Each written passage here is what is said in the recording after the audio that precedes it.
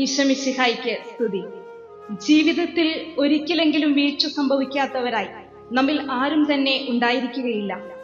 നമ്മുടെ വീഴ്ചകൾ ബലഹീനതകളുടെയും പരാജയത്തിന്റെയും നിസ്സഹായതയുടെയുമൊക്കെ പ്രതീകങ്ങളാണ് എങ്കിൽ, കുരിശിന്റെ വഴിയിൽ നാം ധ്യാനിക്കുന്ന ഈശോയുടെ വീഴ്ച ആബാപിതാവിന്റെ മുൻപിൽ മണ്ണോളം താണു വീണ് മനുഷ്യപുത്രൻ മനുഷ്യമക്കൾക്ക് വേണ്ടി അർപ്പിച്ച കരളലിയിക്കുന്ന പ്രാർത്ഥനയായിരുന്നു.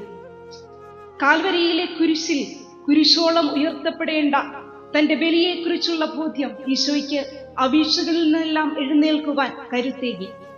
നമ്മുടെ ജീവിതത്തിലെ പരാജയങ്ങളെയും അപജയങ്ങളെയും ബലഹീനതകളെയും ആഘോഷമാക്കി മാറ്റുവാൻ വെമ്പൽ കൊള്ളുന്ന ഒരു ലോകത്തിനു മുൻപിൽ നമ്മുടെ ജീവിത ബലിയെക്കുറിച്ചുള്ള ബോധ്യം, നമ്മുടെ വീഴ്ചകളിൽ നിന്നും എഴുന്നേൽക്കുവാൻ നമുക്ക് കരുത്താകണം. സങ്കീർത്തനം 37:24 നമ്മുടെ വീഴ്ചകളിൽ നമ്മെ കരങ്ങളിൽ താങ്ങുന്ന ദൈവത്തെക്കുറിച്ച് വരച്ചു വയ്ക്കുന്നുണ്ട്. അവൻ വീണേക്കാം, എന്നാൽ ആ വീഴ്ച മാരകമായിരിക്കുകയില്ല. എന്തെന്നാൽ കർത്താവ് അവന്റെ കരങ്ങളിൽ പിടിച്ചിട്ടുണ്ട്. ശുഭയാത്ര. നന്ദി.